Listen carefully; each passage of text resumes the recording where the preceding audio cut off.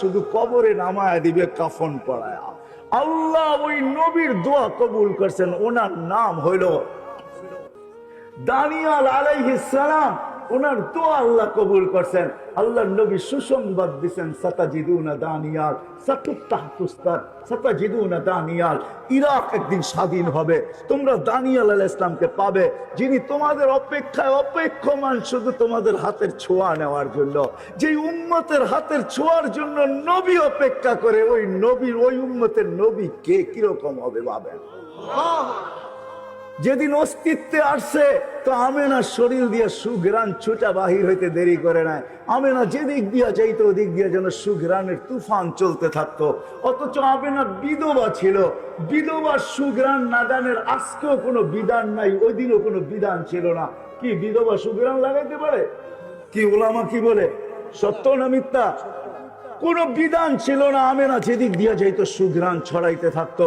পুরো মক্কায় কথা চলতেছিল, সবার মুখে একই আলোচনা, সব জায়গায় এক কথা। আব্দুল মুত্তালিব পুত্রবধূ পাইলো তো পাইলো কোথায়?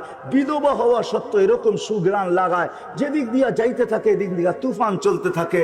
আর এই সুঘ্রাণ মনে হয় কোনো দুনিয়ার সুঘ্রাণ না, সেটা পায় তো পায় কই আমাদের মক্কার কোনো দোকানে নাই। মক্কা আরবরা সুঘ্রাণে আগের থেকেই অভ্যস্ত। আল্লাহ রসুল এই জন্যই বলছেন, আমি তোমাদের দুনিয়ার তিনটা জিনিস ভালোবাসি, একটা হলো সুঘ্রাণ, আরেকটা হলো নামাজ, আরেকটা হলো স্ত্রী। এই তিনটাই আমি তোমাদের দুনিয়ার ভালোবাসি, আর কত কিছু ভালোবাসি না। হ্যাঁ হ্যাঁ, তো বলছে সুঘ্রাণ কোত্থেকে পায়? এক কান দুই কান হইতে হইতে আব্দুল মুত্তালিবের কানে চলে আসছে। আব্দুল মুত্তালিব ঘরে ছুটা চলে আসছে, স্ত্রীকে ডাইকা বলছে নাক কান কাটা গেল। কি হলো নাক কান কাটা গেল? মানে তোমার পুত্রবধূর আলোচনা সারা মক্কায় চলতেছে, আমি সর্দার, মুখ দেখাবো তো কি করে দেখাবো? তোমার পুত্রবধূ সুঘ্রাণ পায় তো পায় কোথায় থাকে জিজ্ঞাসা করো। সে না বিধবা, আমার নাক কান মাটিতে মরে গেল, লেগা গেল, সেই সুঘ্রাণ কোত্থেকে পায়? শাশুড়ি বলতেছে, আরে তোমাকে আমিও বলার ছিলাম কিন্তু বলতে পারি নাই। শুধু ওইখানে যখন বাথরুম গোসলখানার থেকে বাহির হয় তো পুরা গোসলখানা মনে হয় কে জানি সুঘ্রাণ দিয়া প্যাক করে রাখছে। আমিও ভাবছি সে এটা পায় তো পায় কই, চলো আমি একা জিজ্ঞাসা করি না। এই জন্য বড় দুঃখী, স্বামী নাই, বিধবা, আবার পেটে বাচ্চা, চলো দুইজনে জিজ্ঞাসা করি। যখন দুইজনে জিজ্ঞাসা করছে, মা এই সুঘ্রাণ পাস তো পাস কোথায়?